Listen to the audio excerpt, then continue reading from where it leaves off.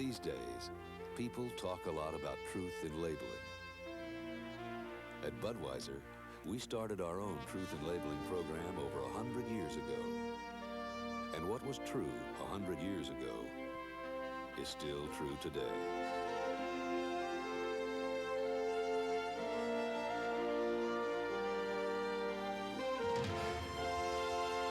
Budweiser, the king of beers.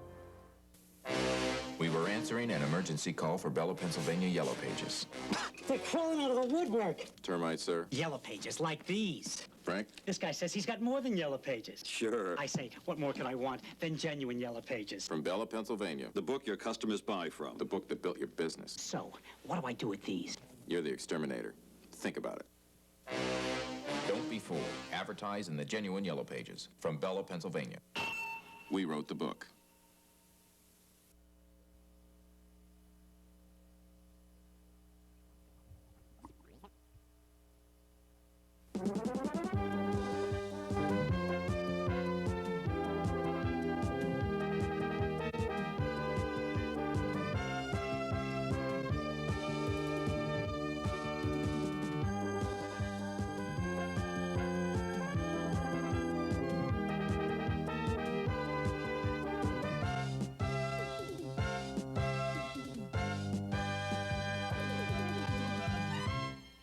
Hello, I'm Nick Charles. Welcome to Volume 3 of the 100th year, our look back at the 1986 season of Penn State football. It was a year of glory. In our first 2 volumes of the series, we've seen the celebrations of the century of excellence. We've seen Penn State put together a perfect regular season record.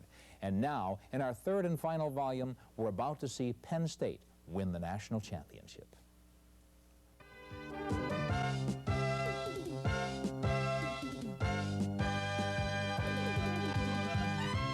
Let's set the situation up at the end of the regular season. Just 2 undefeated teams remained, Penn State and Miami. Miami ranked #1, Penn State #2. Both schools were independent. They were uncommitted to any bowls, so that set it up perfectly. The Fiesta Bowl to find a definitive #1. So 1986 would give us a true national championship game, a Fiesta Bowl showdown against Miami. As the game approached, we visited some NFL locker rooms to talk with former Nittany Lion players. All seemed confident that victory was coming. You know, they have a solid football team. Their defense is awesome. They move the ball down the field, they score points. It's not the prettiest offense in the world, but they know how to do it, and they know how to win, and that's what it all comes down to, winning. You know, Joe, he's got a great style of coaching, and the guys that are up there, they play great together. They've been together for a long time. They're used to playing the big games. You know, those seniors have already been to 2 national championship games. This is their 3rd one. So they know what it takes to prepare for it and how to play it. It's going to be a tough challenge for them. I think, you know, Testaverde is obviously a great player, but I think overall they have great team speed on both sides of the ball, offense and defense. So they're not going to have to just defeat Vinny Testaverde. They're going to have to beat the Miami Hurricanes. And I think the time that they've had to prepare for him and to watch the film and to study their people, they'll have as good a game plan offensively and defensively as they possibly can. Can you relate their situation now to one of your years in college? Well, we were the underdogs going in that year. We were #2, they were #1. They had Herschel Walker. Miami has Vinny Testaverde, and it's the same kind of confrontation. We played well against Heisman Trophy winners, and I think that everybody's counting Penn State out right now, but it's going to be a totally different story come January 2nd. As an alumnus and a big backer, I think they're going to win big. Very big. How big? Well, prediction here. Prediction? I can't see Miami scoring a point against them. Boy, they're that good, huh? They're that good.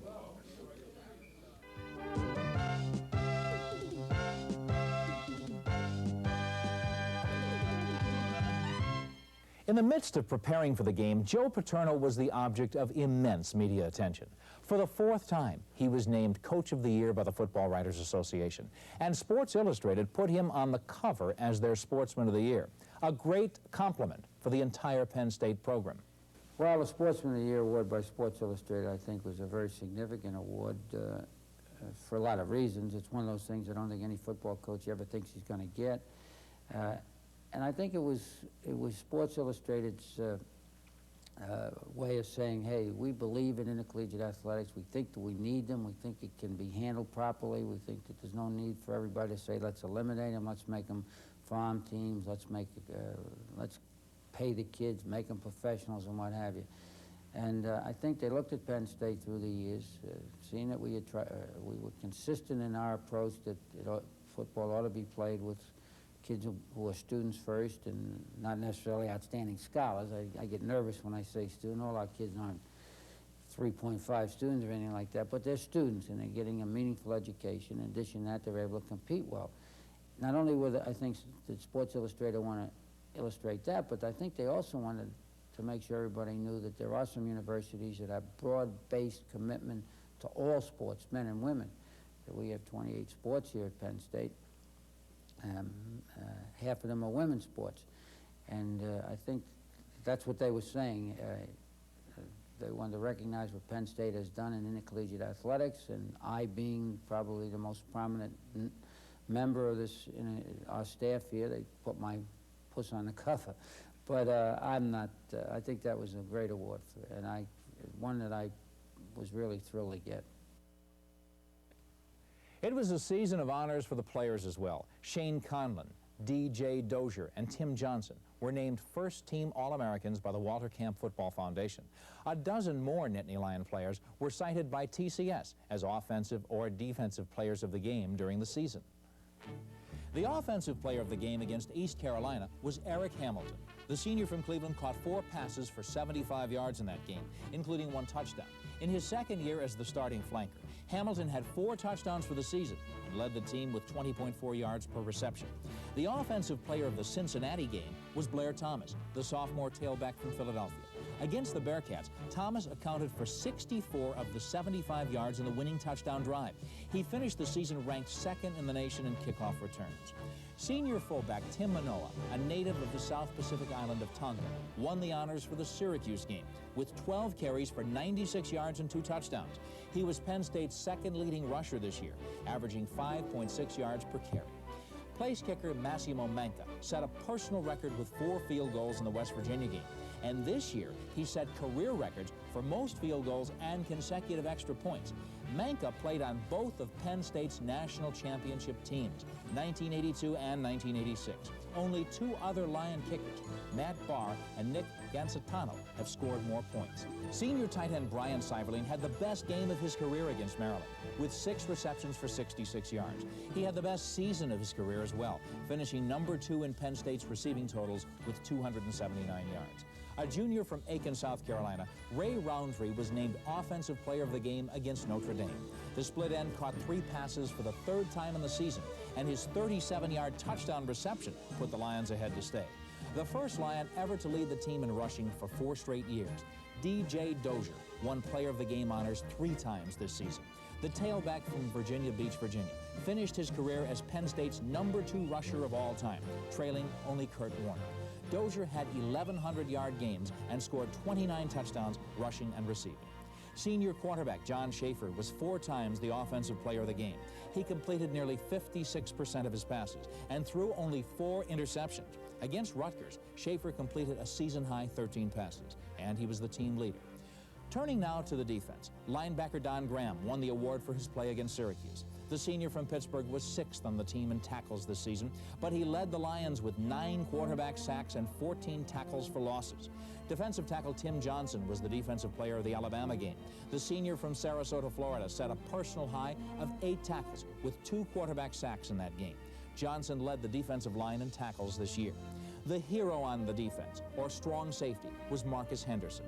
This junior from Aliquippa, Pennsylvania, won Defensive Player of the Game honors at West Virginia with his first career interception.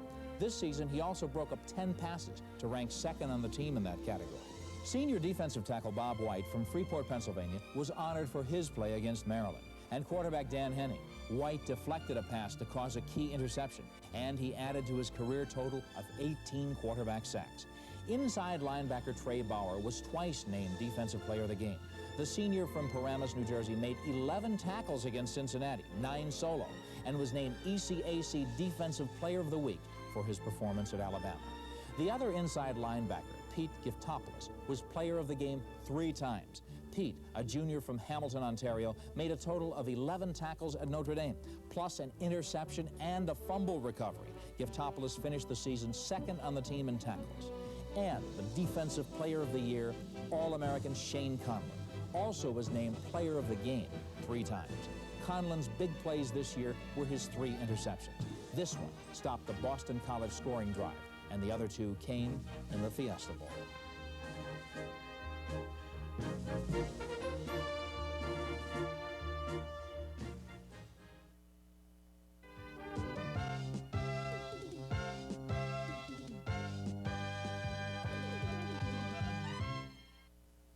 The national championship game would be in the sun-kissed Fiesta Bowl in Tempe, Arizona.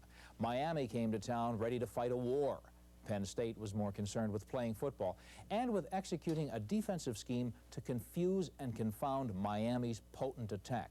Joe, did everything revolve around stopping Vinny Testaverde?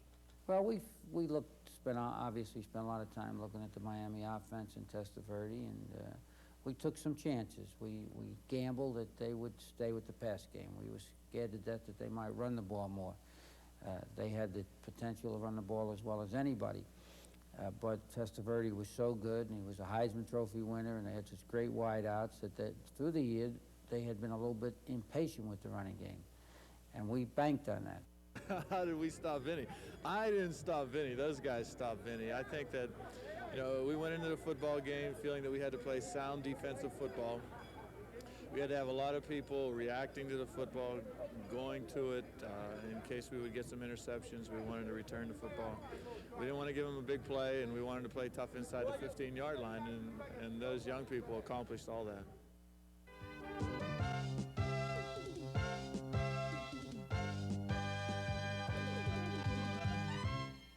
Friday night, January 2nd, 1987, Sun Devil Stadium. Time to prove who was number 1. Stan Savran and George Paterno were there to describe the emotion of the moment for TCS.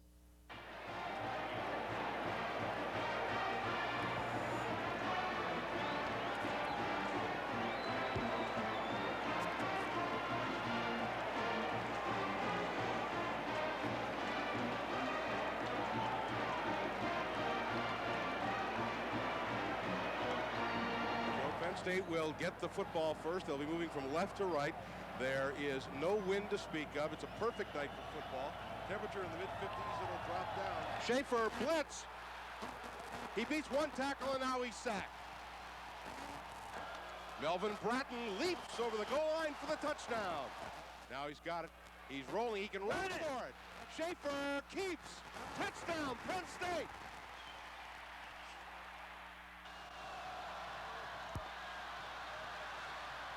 Pass is intercepted. And falling down is Shane Conlon. Conlon had nothing but green in front of him, and he fell down, but Conlon has made the interception for Penn State. All set to begin the 4th quarter. 1st and 10 Miami. Testaverde drop back pass is intercepted by Penn State. Giftopoulos. Giftopoulos with blockers in Miami territory. Pete Giftopoulos. Dan, that's exactly what happened to Pitt. That's the same formation Pitt was using, but again, Vinny Testaverde confused. The kick by Manka is no good. But Penn State is not able to take advantage of the interception by Giftopoulos. Here's the kick. It is long enough, and the kick is good. Mark Seelig with a 38-yard field goal, and Miami has taken the lead at 10-7. It's almost as if the Penn State defense will have to score. Testaverde, a little floater in the middle, and is intercepted. Conlon, Shane Conlon, the 25, 20, 15. He's down to the 5-yard line. And as I said before, that's why he's an All-American. That brilliant pass defense, brilliant coverage. Power eye left, 1st and goal outside the 5. Schaefer fumbled the snap. I believe he fell on it. That's the 2nd time that has happened. Here's Dozier, cuts upside. Dozier, touchdown! DJ Dozier, the 6-yard touchdown run. And for the first time tonight, Penn State has taken the lead. Jimmy Johnson will go for it. This could be it right here. 4th down and 6. He's got to go short. If he goes long, he's just gambling. He's got to try to get that first down. They got a spread formation. Pass out in the flat, then it is caught for a first down, and then some. Still on his feet. Blades, and he's got the ball past midfield. A lot of time. Pass is fired complete. That'll be good for a first down. Over the middle, and it is caught at the 10-yard line. The pass complete to Irvin. It is first and goal at the 10-yard line. Short drop, Testaverde fires, and it is caught down to the 5-yard line. Second down and goal. The football at the 6-yard line. I'm not so sure the Penn State defense shouldn't call timeout. Testaverde, he's hit, and he's sacked back at the 13-yard line. Tim Johnson with the sack. Now Miami will call a timeout on 3rd and goal from the 13-yard line. 25 seconds to play in the season. The national championship is on the line. Testaverde to throw. Time. Now he's rushed. He fires in the flat, and it is incomplete. He was looking for Williams. The pass was low, and now it will come down to one play. You can't get it any closer than this. Everything, and I mean everything, is on the line. And you know he has to throw it. 4th and goal from the 13. Testaverde throws. It is intercepted. It is intercepted. Pete Giftopoulos, his second of the game, and Penn State will win the national championship. Pete Giftopoulos with the interception. Testaverde intercepted 5 times tonight. Penn State, the national champions. Pop the champagne corks. Mama will be home soon. Yeah! Woo-hoo! Joe Paterno, the head coach of the Nittany Lions, the national champions for 1986. Penn State 12-0, their second national championship in the last 4 years. Hello, everybody, and welcome to a very special edition of the Joe Paterno Show. Special for 2 big reasons. First of all, we're taping here in Phoenix, Arizona. And secondly, it's about 12 hours after your second national championship, Joe. Congratulations. Thanks, Bill. It was a great night. Great football game, two great teams. And as I've said many times, when you get in a game like that, you just wish both teams could win. Joe, I think coming out, you said it was going to be a classic confrontation. I think you put it rather mildly. Well, it was a classic confrontation. I thought that both teams, at times looked like they might take over the football game, and both teams came back in it, and it was give and take and give and take, and that's the way a national championship game should be played.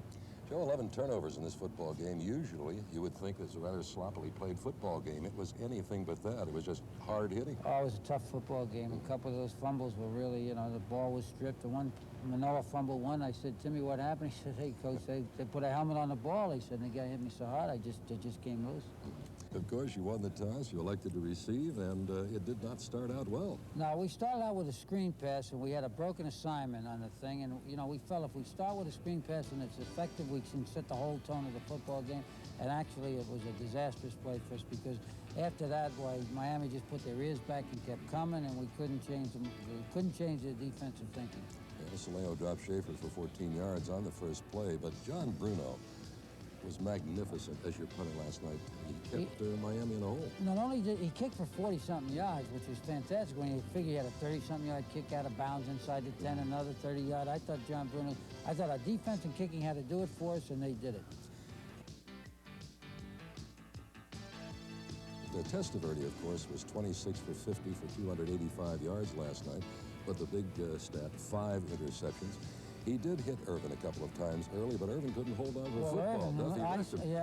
Isom, and I think it was Isom hit him, and Isom really gave him an awful lick. And I think we went in the game figuring, hey, if they're going to catch the ball over the middle, they're going to have to pay a price. And we had to set a tone there. And fortunately, our defense did set the kind of tone we wanted. And, of course, Bruno again, he put the ball out of bounds at the 9-yard line. Testaverde sacked by Donnie Graham on the 3-yard line. And I think you're on record as saying Donnie Graham has been your best pass rusher. Absolutely. In fact, Donnie Graham has not gotten a lot of ink about the way he played in this particular game, but I think Donnie Graham played every single play defensively. The only guy we have outside of the secondary and played a great football game. Now, Vinny Testaverde not only throws the ball well, he's awfully hard to bring down, Joe, and he can scramble. He picked up 21 big ones on you there in the first quarter after almost being dropped for a safety. Yeah, well, I think Testaverde proved he's a Heisman Trophy winner last night. I really do. I think that with everything we did, the way we played, he scrambled and got him in good field position, and then he brought that football team down the field at the end of the game at 4th and 6 pass. But anyway, he can scramble. He's quicker than people realize. Well, the first quarter ended scoreless, 0-0. I think that was enough to surprise millions of people all over the country. They're not used to seeing a scoreless ball game after a quarter with Miami at the controls. But again, into the second quarter, and Testaverde intercepted by Cobbs again. Yeah, well, that was a great play, but he threw that ball a little bit off balance, and Cobbs made a great job on it. DJ, a big night, 99 total yards, and he gets a big one here for 19. He ran well and tough. He was tough. He broke some tackles, and he's the dozier that he was as a freshman. Those 2 years of getting him through with his injuries have paid off. John Schaefer, a little trouble a couple of times in this ball game. He set up Miami's only touchdown of the night with a fumble. I'm not sure that's a fumble, Bill. I mean, a lot of people would have called that an incomplete pass. He was in the motion, but it wasn't a question. He started to throw the football. I'm not sure that's a fumble. And, of course, Bratton over the top from close in for the only touchdown of the night. That's right. And holding Miami to one touchdown is an accomplishment in itself. Well, one touchdown the whole night is going to come, much less one half. That's right. All right. Eric Hamilton, of course, has been making the big play for you all year. Schaefer hits him for 23 yards. Okay, well, Schaefer, we needed that. Schaefer had to get one of those. We had to get a drive together, and obviously that was a big play to drive. Okay, and, of course, Manoah, running like the bull he is, 19 big ones here. Yeah, well, Manoah had a tough night hanging on to football, but that'll happen to you one on one. But, boy, I tell you, he's a tough kid. He also cut a key pass for 12 yards in that drive. Yeah, well, that was a good call. We were going in there, and we just felt maybe they'd get in man, and we dumped it off to Schaefer, to Timmy coming out of the backfield. I thought he might score on that one. And John Schaefer got you even before halftime with the 4-yard touchdown scamper. Was that planned or was it an option? No, that was planned. It was planned to throw a run, but we wanted to run a little boot out of there, and John did it, and then he made that nice little fake and he tucked in there very nicely. So halftime ends 7-7. And again, the second half did not start out too well for you. Schaefer was intercepted. Well, actually, the second half started out well because we kicked off to them and held them. Yeah, well, and we had good field position, and this was a bad play. This was a tough play for us. Shane Conlon, named the standout defensive player of the game, had 2 big interceptions last night. Here comes the first one out, Testaverde. I thought he was going. He trips here, but he, we had Vinny a little bit, couldn't quite read the zones, and he let that baby go, and I don't think he saw Shane. And then Shane grabbed it. I thought Shane was off. I think he was so surprised he just stumbled his way down. Nothing but end zone in front of him. I don't know whether he would have made it to the end zone, but she would have given us a lot better field position. All right, and again, Timmy Manoah, a bit of a problem. He fumbles the ball back to Miami. Too bad, because Timmy's played so well all year, and those things will happen to you. That's some tough hitting in there. In the fourth quarter, once again, Testaverde is intercepted. One of the 5 times your guys picked him off last night. Giftopoulos, his first interception of the game here. Yeah, well, again, our linebackers did a great job of sliding the zones. We spent a lot of time, Bill, reading the pass lanes and trying to get our people to play lanes. And I think Giftopoulos and all those kids did a great job. Nassimo tried one from 49 yards. He did not get a good foot into that. No, he actually hit the ground. I'm sure he's frustrated by that, but I was delighted he kicked the extra point afterwards, later on when we needed that extra point. That was the big one, wasn't it? It sure was. There's no doubt about it. Alonzo Highsmith played a tremendous football game for Miami last night, Joe. I think he gained 119 yards on the ground, and here he goes for 20. I'll tell you, he's a great back. He runs like a tailback, and he's big. You know, he ran over some people. We have not had backs run over us all year. He played a great game. He was a great competitor, and again, super effort. And Miami edges out in front with a 28-yard field goal. Yeah, a good kick. We thought we might be able to block a field goal. We worked awfully hard on it, but we got some pressure on him, but not enough. Testaverde again intercepted by Conlon. And this takes you down to the 6-yard line, and I thought again that Shane had a chance of going in. He just tripped up on the 6. Yeah, well, I couldn't see that as well from the sideline as I could the other one, because the first one he intercepted was in front of us. I thought he was in because the fans were loud, but Colin just played super football game, super football. And here we were. We almost lost our shot, but fortunately we recovered that little miscue, and then DJ did the rest in one quick pop. Yeah, because the play before that, we fumbled a snap from center and we almost didn't recover it. So we spread them out a little bit, and I think they were thinking pass, and we said, hey, if we spread them out 6 yards ago, they may play pass, and let's run it, and we picked out the right run. And DJ, there was no question of where he was going. He knew where he was going, that's right. They were grabbing for him on the way in. Joe, probably the big play of the game for Miami, and I think one of the big plays of the game was the 4th and 6, where Jimmy Johnson decided to go for it, and Testaverde pulled it out. I thought Jimmy Johnson showed a great deal of courage. It was a real gutty call. 4th and 6, put the whole football game on the line when he's got almost 3 minutes to go with a couple of timeouts, and he made it. And ordinarily, when you make a play like that, you win a football game. I think that's the only time in the game I really felt, hey, maybe it's not our night. Of course, Blades made a 31-yard play out of it. You guys just weren't ready for that play, Joe? Oh, no, we were ready for it, but, you know, you can't handle everything. We thought they might throw to the back coming out of the backfield, which had been successful for them. All right, and one of the big sacks of the game comes from Jimmy Johnson on Testaverde. Well, it's big plays. You know, deja vu, Notre Dame. They get down in there, and Bobby White made the sack and got them in there where they had to do some things with their pass game they didn't want to do. They had to make a long pass in the end zone. And I think, no question about it. It was a great play by Johnson. The last series was very reminiscent of Notre Dame. It was almost play for play. That's and right. then the big one of the game when Pete Giftopoulos stepped in front of a Testaverde pass with about 9 seconds on the clock, and the football game was yours.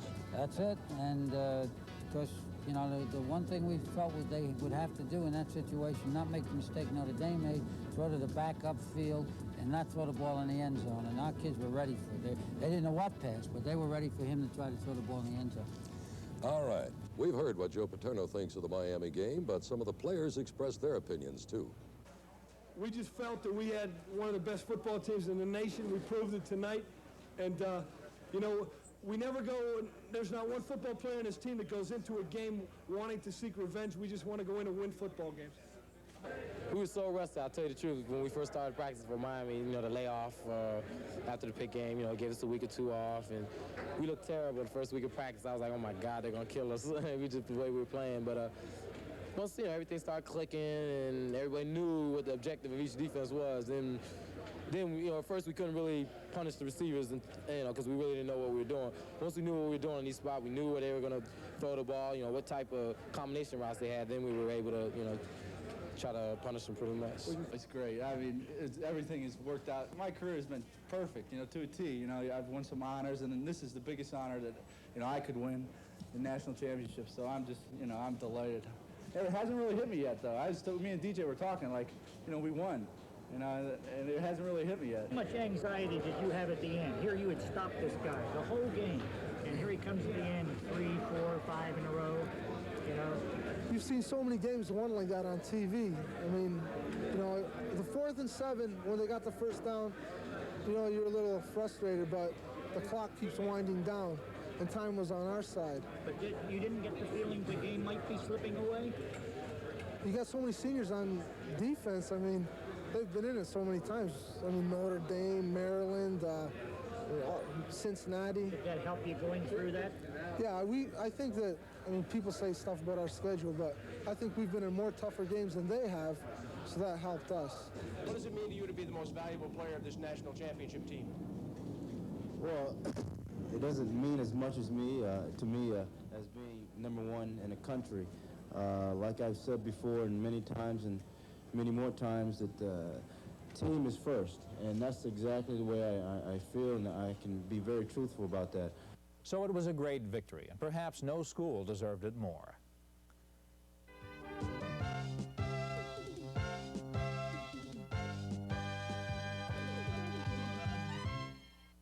The fans welcomed the team back to State College with a parade and rally on January 17th.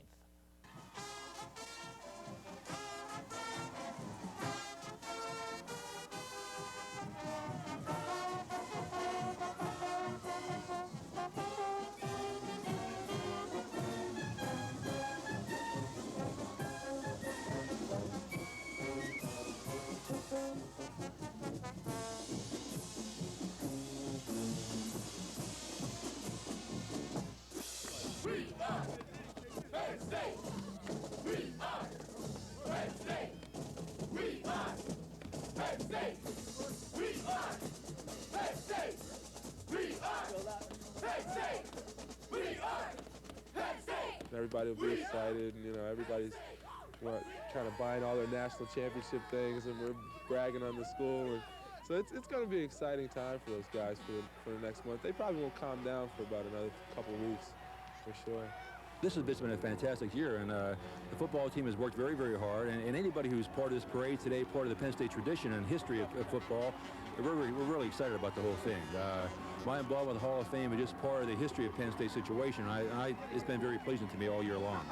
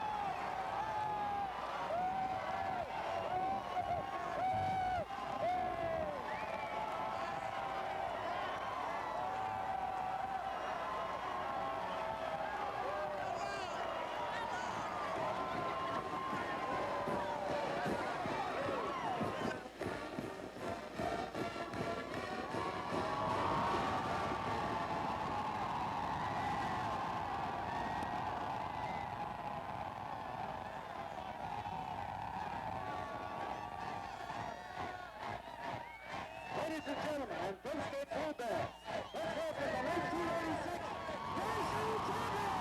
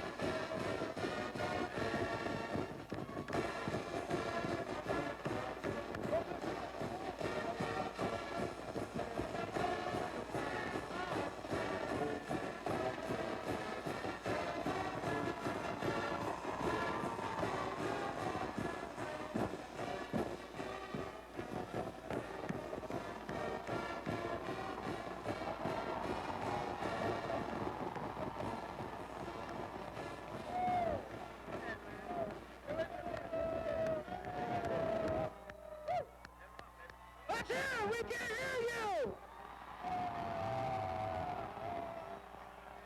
We are! We are! All right, woo! Here's Dopa!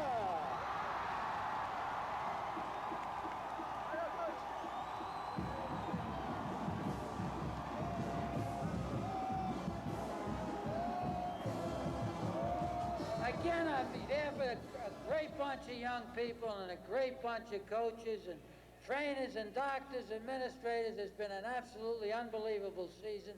It's been an unbelievable year for all of us, thanks to you, and I think today is a day that all of us will remember forever. So God bless you, and thank you very, very much. Thank you.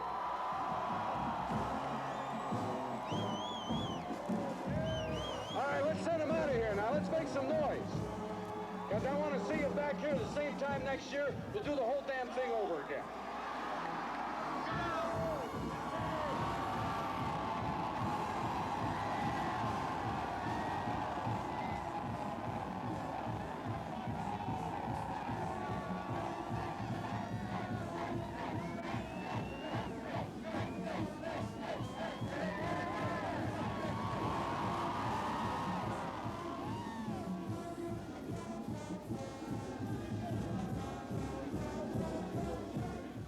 couple of weeks later, President Reagan invited the team to the White House.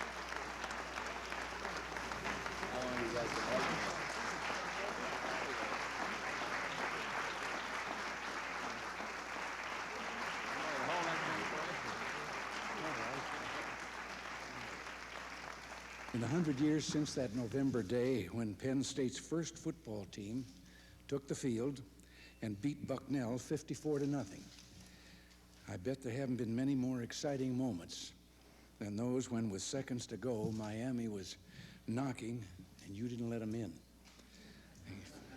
First came Tim Johnson's sack of a great athlete, Vinny Testaverde, who had a receiver wide open with a sure chance to score.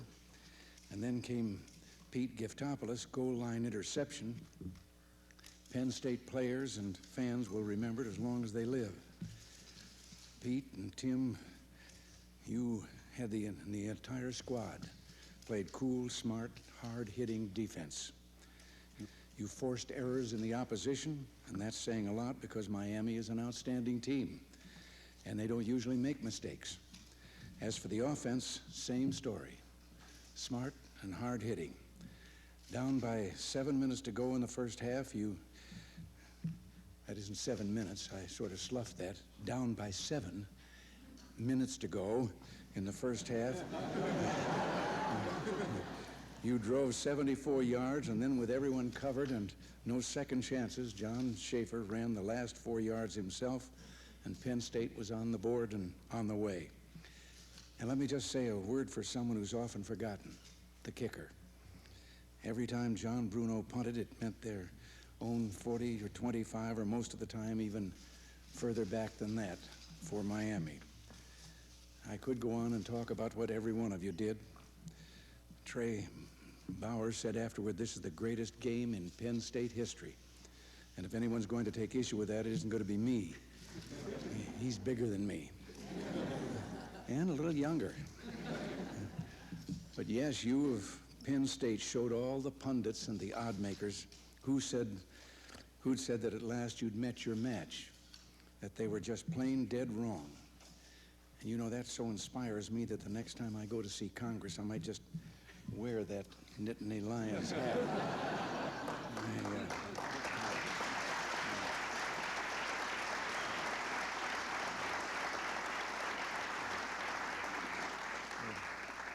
Now, before I finish, let me say a special congratulations to Coach Joe Paterno.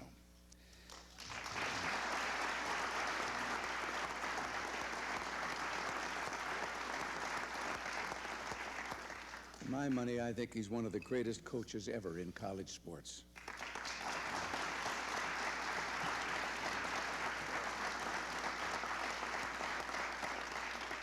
And I'm not thinking just of his 2 national championships, his 4 times as Coach of the Year, his 6 undefeated regular seasons, his 15 seasons in the top 10, his 80% winning record, or his lifetime total of 199 victories. No, I say he's one of the best because while accumulating all those honors and records, he's never forgotten that first and foremost, he's a teacher who's preparing his students not just for the season, but for life.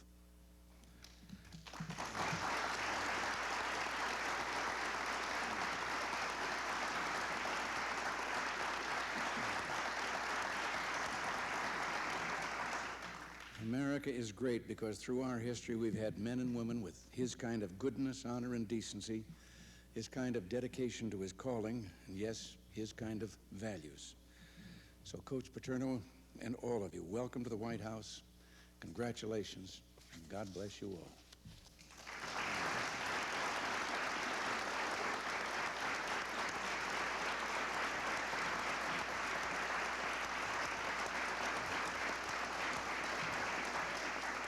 Mr. President, you've provided a very special day for Penn State University. On behalf of all Penn Staters everywhere, I want to thank you first of all for recognizing one of America's historic land-grant universities, for honoring one of America's great football coaches, and more important than that, a superb university man and a great human being, Joe Paterno, and finally for welcoming to the White House and congratulating a superb group of young men. We thank you for all of those things. And now on behalf of all of us, I should like to present to you a statue of the Nittany Lion, which is an exact replica of the larger Nittany Lion that was created in 1942 by Heinz Warnecke. This Nittany Lion is a symbol not only of great intercollegiate athletics, but also of everything that Penn State stands for, Mr. President. Well, thank you very much.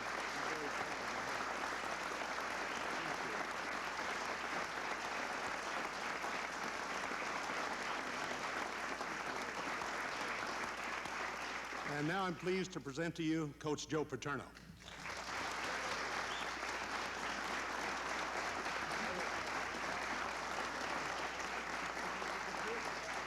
Thank you, Dr. Jordan. And Mr. President, I want to say, as Dr. Jordan has said, how pleased we are and how proud that you would invite us here to the White House.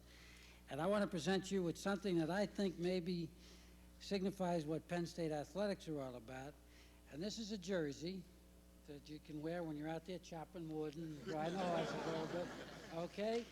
And there's a couple of things about this jersey I want you to notice. Number one, as far as we're concerned, you're number one. Number two,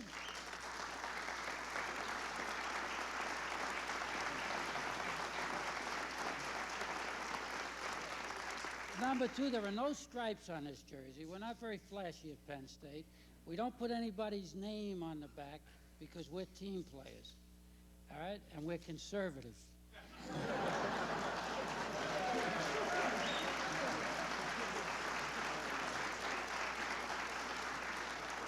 And when some of the smart alecks are out there pecking away at us, we hang tough.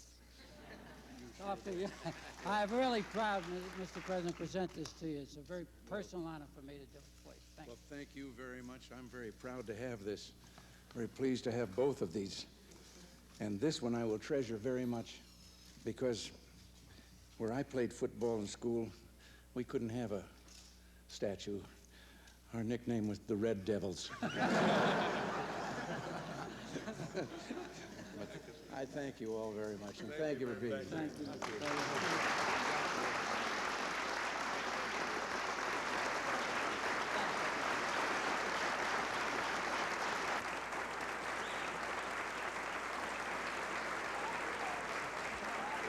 Joe, obviously a great honor to be invited to the White House.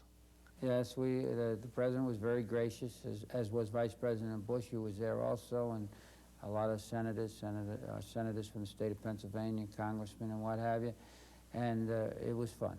Joe, to sum it up again, a great 100th year of Penn State football. Thanks for being with us. Well, thank you, Nick. It's certainly a year that I'll never forget. Joe, thanks once again for being with us. And this is Nick Charles thanking you for joining us for a thrilling century of excellence. Penn State Football 86, the 100th year.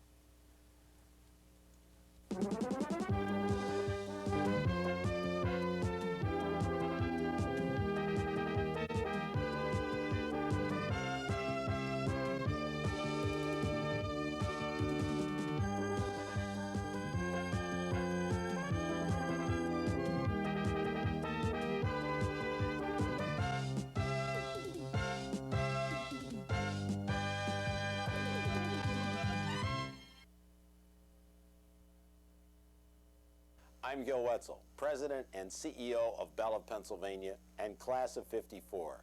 We hope you enjoyed this video cassette collection commemorating the 100th year of Penn State football, capped by the national championship. Bell of Pennsylvania and Penn State share a long tradition of service to the Commonwealth. At Bell of Pennsylvania, we're Penn State proud, proud of the university's reputation for outstanding academics and athletics. That's why, during the 1986 football season, Bell of Pennsylvania Yellow Pages awarded 12 academic scholarships in the names of the team's most outstanding offensive players. And that's why Bell of Pennsylvania joins you in looking forward to a second century of excellence. So, where can I find a good Greek restaurant? Try Athens. Here, in Philly. Try the phone book. Bell of Pennsylvania Yellow Pages. Works for me. Boy, I could go for a great souvlaki. Go. Now'd be a good time. Take it from Philly's most valuable player. Reach more customers in Philly's most valuable book. The phone book from Bell of Pennsylvania. Hey, someday I'll do you a favor. How about now? What? Let me clean that bag off. Oh, yeah.